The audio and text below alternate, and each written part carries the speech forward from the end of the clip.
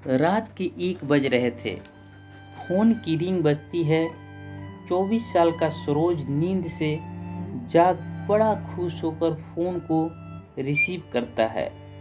खुश इसलिए होता है क्योंकि उसकी नई नई गर्लफ्रेंड बिना टाइम देखे कभी भी उसको फ़ोन कर देती है। फ़ोन की दूसरी तरफ से आवाज़ आती है, जन्मदिन मुबारक हो बेटा। आज मेरा बेटा पूरे 24 साल का हो गया है। मैं बहुत खुश हूँ। माँ की आवाज़ सुनते ही सरोज के चेहरे के एक्सप्रेशन बदल जाते हैं। वो गुस्से में बोलता है, माँ तुझे समझ नहीं आता क्या? इतनी सी बात के लिए मेरी नींद खराब कर दी। यह बात तो तू मुझे सुबह भी बोल सकती थी। इतना कहकर फ़ोन काट देता है। थोड़ी देर बाद फिर से फ़ोन की रिंग बजती है। सरोज फिर से फ़ोन उठाता है और इस बार फ़ोन पर पापा होते हैं। सरोज इस बार आराम से बात करता है। थैंक यू पापा, आपने मुझे बर्थडे विश करने के लिए फ़ोन किया, वो भी इतनी रात को। पापा कहते हैं, नहीं बेटा, मैंने तुम्हें मुबारकबाद देने के लिए नहीं बल्कि ये बताने के लिए फ़ोन किया है कि तुम्हारी माँ बिल्कुल पागल है। वो इतनी पागल है कि पिछले 1 महीने से मुझे हर दिन तेरा बर्थडे याद दिलाते आ रही है। वो इतनी पागल है कि तू हमसे सैकड़ों किलोमीटर दूर है, फिर भी उसने यहाँ पर खुद अपने हाथों से तेरे लिए केक बनाया है। ऊपर से ये जिद कर बैठी है कि जब तक तुझे विश न कर देती तब तक न खुद खाना खाएगी न मुझे खाने देगी। सरोज सब ध्यान से सुन रहा था और उसे यह महसूस भी हो रहा था कि उसने अपनी माँ को इस तरह बोलकर अच्छा नहीं किया था। वो बोला, नहीं पापा, माँ बिल्कुल पागल नहीं है। पापा कहते हैं, नहीं बेटा, तू अपनी माँ के पागलपन को नहीं जानता, मैं जानता हूँ।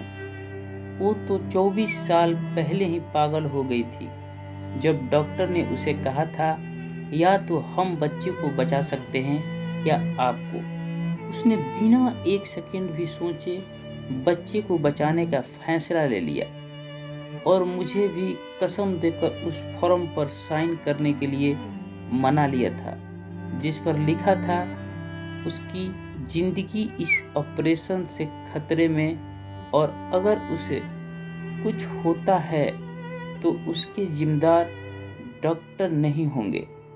अब तू ही बता, बिना तुझे देखे जो औरत तेरे लिए मरने को तैयार हो जाए उसे हम पागल नहीं कहेंगे तो क्या कहेंगे? इतना कहकर पापा ने भी फ़ोन रख दिया। सरोज ने भी अब यह महसूस किया था कि वह जो कर रहा था वो भूल नहीं, गुनाह था। हाँ, एक बार किसी इंसान को दुख दो तो कोई बात नहीं, लेकिन भगवान को दुख देना गुनाह ही होता है और माँ भगवान से कम नहीं होती। पछताव के आंसू उसकी आंखों से बह निकले। सवेरा होते ही सरोज अपने घर की ओर रवाना हो गया। अपने माँ बाप से माफ़ी मांगने के लिए घर पहुँचते ही उसने पहले माँ से माफ़ी मांगी जिसने उसे गले से लगा लिया। फिर वह अपने पापा से माफ़ी मांगने लगा। पापा ने कहा, कोई बात नहीं बेटा, जा तू वापस चला जा। तेरी माँ हमेशा कहती थी कि तू उसे बुढ़ापे में संभालेगा, लेकिन मैं उसे समझा दूंगा जैसे आज तक मैं उसे संभालते आया हूँ, वैसे ही आगे भी मैं उसका ख्याल रखूंगा। उसे भी यह समझ लेना चाहिए, जो बेटा उसके एक फ़ोन करने से परेशान हो जाए वह उसे उम्र भर क्या संभालेगा। बाप की ऐसी कड़वी बातें सुन सरोज की आंखें बहने लगी। वो सर झुकाए अपने बाप के सामने चुपचाप खड़ा रहा। अपने बेटे को परेशान देख माँ आगे आती है और पापा को कहती है, जाने दीजिए, माफ़ कर दीजिए, हमारा ही बेटा है। माँ की ममता का मोल ना कोई लगा पाया था, ना कोई लगा पाएगा।